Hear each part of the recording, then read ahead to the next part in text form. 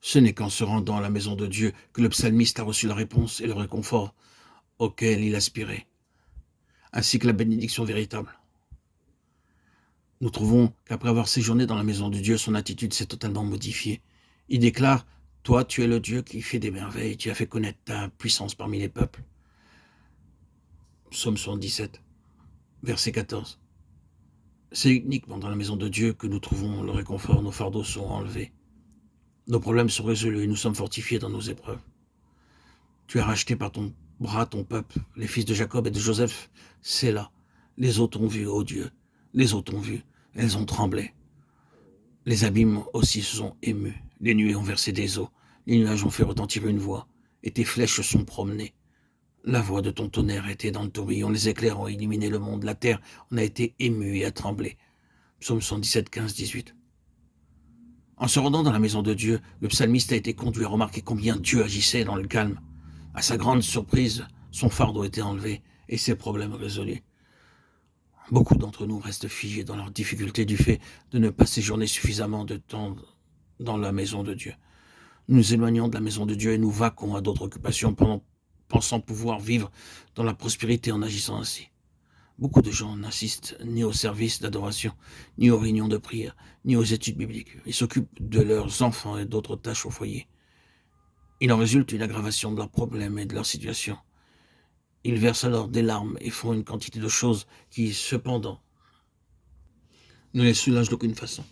Nous passons à côté de grandes bénédictions, ne consacrant pas suffisamment de temps à l'adoration, à la prière et à la communion fraternelle. C'est là que le psalmiste a clairement découvert ce que Dieu avait préparé pour lui. Ta voix est dans la mer et tes sentiers dans les grandes eaux, et tes traces ne sont pas connues. Tu as conduit ton peuple comme un troupeau par la main de Moïse et de Aaron, Psaume 17, 19. Ce n'est pas avec nos yeux physiques que nous pouvons voir un chemin dans la mer, et encore moins lorsqu'elle est déchaînée. En nous rendant à la maison de Dieu, nous trouvons clairement le chemin au travers de la mer et des grandes eaux. Nous pouvons être sans crainte. C'est dans la maison de Dieu que nous sommes en sûreté. En tant que croyants, chacun d'entre nous a une certaine part dans la construction de la maison de Dieu. Presque chacun d'entre nous, qu'il soit jeune ou vieux, éprouve par moments une certaine nostalgie. Il arrive parfois que nous serons découragés, que nous désirions retourner au foyer. Et si nous éprouvons quelquefois de la nostalgie, Dieu éprouve de son côté le même sentiment.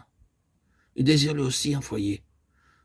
Notre Dieu souverain et grand, le Dieu de toute puissance, soupire après un foyer où il puisse aimer et être aimé. Une maison n'est pas comparable à un foyer. Une maison n'est guère davantage qu'un édifice meublé. Mais un foyer est un endroit où les membres d'une famille sont entourés d'amour, même s'il s'agit d'une simple cabane. On ne pourra jamais dire d'un hôtel, d'un hôpital ou d'un atelier que ce soit un foyer. Un endroit où nous aimons les autres, où nous recevons d'eux le témoignage de leur amour s'appelle un foyer. Quand nous disons que nous éprouvons de la nostalgie, nous déclarons par là que nous sommes privés de l'amour de nos proches, épouse ou mari, enfant, frère ou sœur. C'est animé d'une telle pensée que Dieu a demandé à Moïse de lui construire un sanctuaire. Et ils feront pour moi un sanctuaire. Et j'habiterai au milieu d'eux. Exode 25, 8. Dieu dit à chacun d'entre nous: j'éprouve de la nostalgie, j'ai besoin de toi, je désire un foyer où je peux me révéler avec abondance de paix et de vérité. C'est un mystère. Dieu désire un foyer bâti avec notre collaboration, où il se sent à son aise et qui manifestera sa gloire et sa beauté. Dieu a créé l'univers tout entier à partir du néant. Il a prononcé une parole et tout est venu à l'existence. S'il l'avait désiré, il aurait pu employer les anges pour construire un sanctuaire céleste et éternel.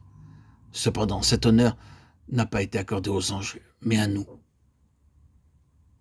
êtres humains.